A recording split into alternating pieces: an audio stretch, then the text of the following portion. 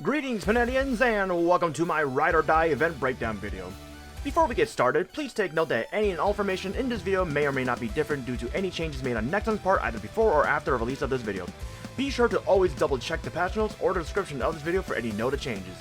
Additionally, this video will strictly be covering details for the Ride or Die event and any other portion of this update, such as quality of life, changes, or the Aaron and Shade DM Master will be covered in a video at a later date. With that being said, let's get started. The starting quest can be located as usual in the Event Star tab on the left side of your screen. Simply click on Ride or Die, Mysterious Contact, and then click on the Participate prompt. In Ride or Die, you will be able to face off against 6 total different bosses for each week. The difficulty of each fight will be chosen from either of the 3, being Code B, Easy, Code A, Normal, and Code S, Hard. As for the boss fight itself, you'll be given a boss at random with its difficulty being the one that you selected beforehand. And with the difficulty and boss selected, you will then be able to set a number of challenges for each said fight. Take note that the challenges themselves are also randomized. And as for your life count, you will only have a total of 20 lives. These lives are shared across 6 of the boss fights per week. And as for the weekly reset for this event, it is the usual event weekly reset time of Tuesday to Wednesday, specifically when it becomes Wednesday 12 AM UTC time zone in-game. And while you're in these fights, there will be this aspect called Kazak's Interference.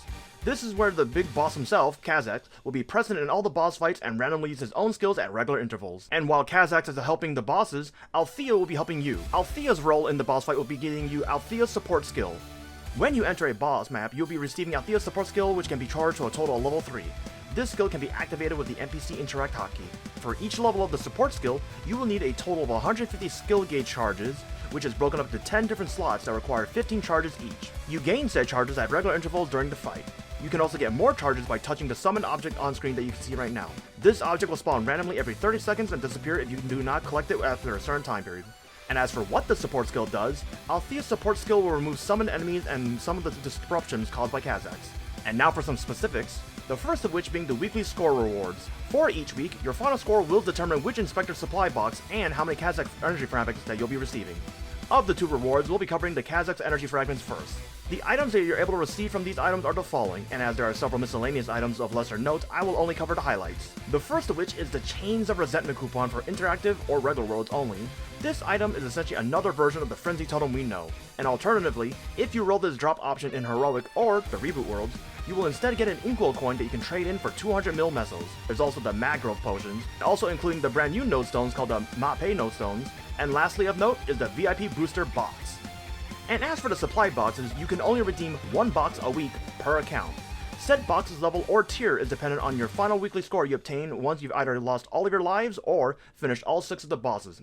The rewards for said boxes can be seen on screen now. The next thing of note is the participation rewards. Simply participating in the event will yield specific rewards at every 2-week intervals, and these are for total participations, not participating at specific weeks of the event. And in these participation rewards, we have a new event Legion block, and an important note for the specific reward is the following.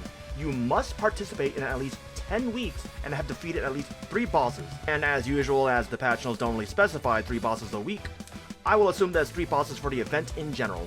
If that is actually incorrect, please be sure to keep an eye out for the patch notes or the description for any update or correction if there ever is one for this. And the last component of these events to note is the coin shops themselves. During the event's duration, you can either obtain bronze, silver, and gold coins from various sources such as the fragments and the weekly boxes. Both the gold and silver coins have their own specific shops, and as there's a lot of items, I will not be covering them as there will be way too much to cover. Do take note that you can actually exchange bronze coins in the silver coin shop at a rate of 10 bronze to 1 silver. Also take note that as the majority of the items in the shops have a limited quantity, so be sure to shop carefully. Hi guys, I hope you all found this video helpful. Please consider liking the video and subscribing as both help me out greatly. And with that being said, thanks for watching and to continue support. I hope to see you all in the next video. Bye!